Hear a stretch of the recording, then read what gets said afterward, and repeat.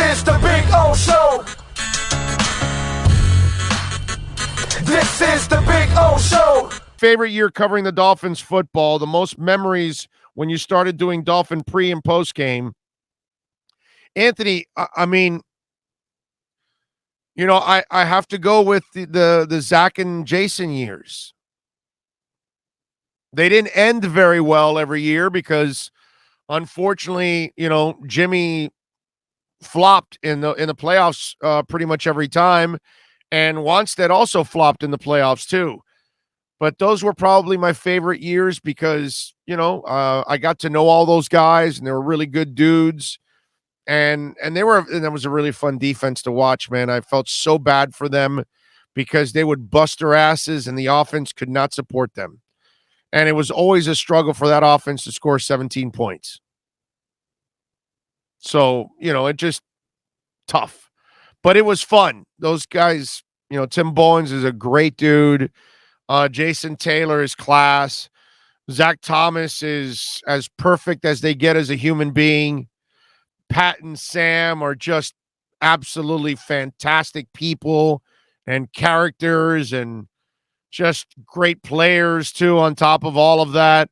Forgot to mention that these guys were pretty damn good players, too. But it was a lot of fun to be around them because they were good dudes overall. And, you know, I got to meet other people along the way.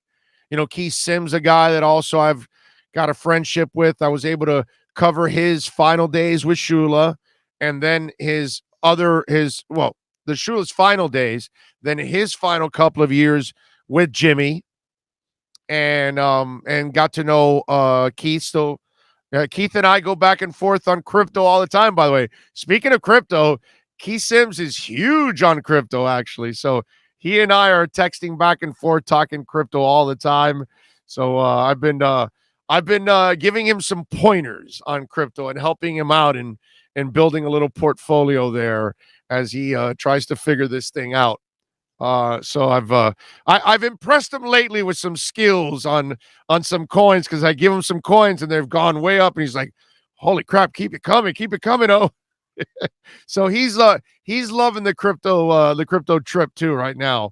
But and Richmond Webb is the dude, and you probably have met someone like this in your life. You know that person that if you don't get along with them, then there's something wrong with you because everybody gets along with that guy? That's Richmond Webb. Like, Richmond Webb is just like, it's beyond class. I don't know if there's something beyond class, but whatever the adjective you want to use beyond class, that's Richmond Webb. You know what I'm saying? So Webb, Sims, Ruddy was great. By the way, Ruddy was the biggest con in the history of the Miami Dolphins, and I mean this in a really good way, by the way, just in case this gets back to Tim Ruddy, who Tim knows I love him. I got nothing but love for him. But he was the best at this. So we'd all gather around, mics, pads, pencils, whatever. Everybody, whatever you were using, cameras, I'm using a mic, whatever. We ask him questions. Tim Ruddy was the most boring interview. He'd say everything vanilla, right? And he did it all on purpose. And so on Fridays, we had this thing called Off the Record, practically. You know, it was called, and we didn't call it Off the Record, but it was Off the Record with Tim Ruddy. It wasn't like something we labeled or anything. It was just a moment that we'd all would hang out with Tim Ruddy. And it was in all of us because on Fridays, see, you would have all the TV stations and all the fringe people that would cover it. They would come Wednesdays and Thursdays. Fridays would be the hardest hardcore people, which would be 4, 6, 7, and 10. Me, representing QAM, and the 3 beat writers. Nobody else was in there.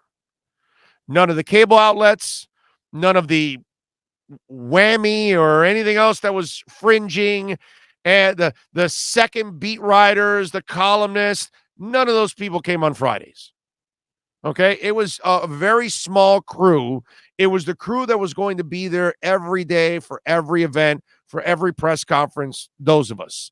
I was one of those people because I did it for 8 straight years where I covered every single element that the Dolphins and the Heat were involved in. Those were my two beats.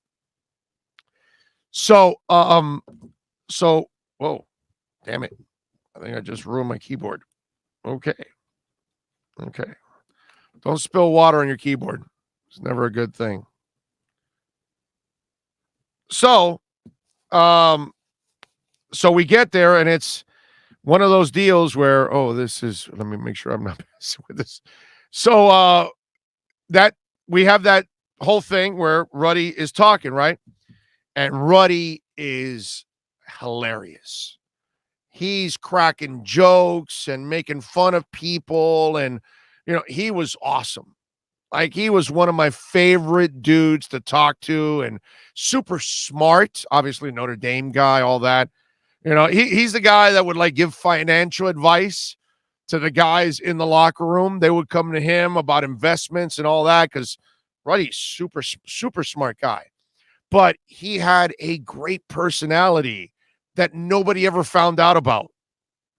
And the only people that would know would be us on Fridays because everybody put their cameras down. The writers would put away their pads. The radio guy, because I was the only one there, would, turn off the recorder and all that. And we would just BS with him. And he was just absolutely, except for those of you that ever remember Tim Ruddy sound bites, monotone and boring. And it was all done on purpose.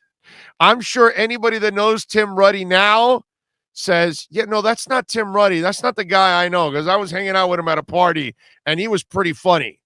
And he is. He's got a great sense of humor. That team, the David Bowens of the world, the what's his name? A safety, Corey Jenkins, I think was his name. He was a trip. I mean, there's a lot of during that era, there were a lot of really good people and players. Derek Rogers. I know Derek Rogers did not develop into a great linebacker, but Derek Rogers was a phenomenal human being. Morlon Greenwood was, one of the nicest dudes out there. There were just a lot of good people, man. Rob Conrad was fantastic. Good people.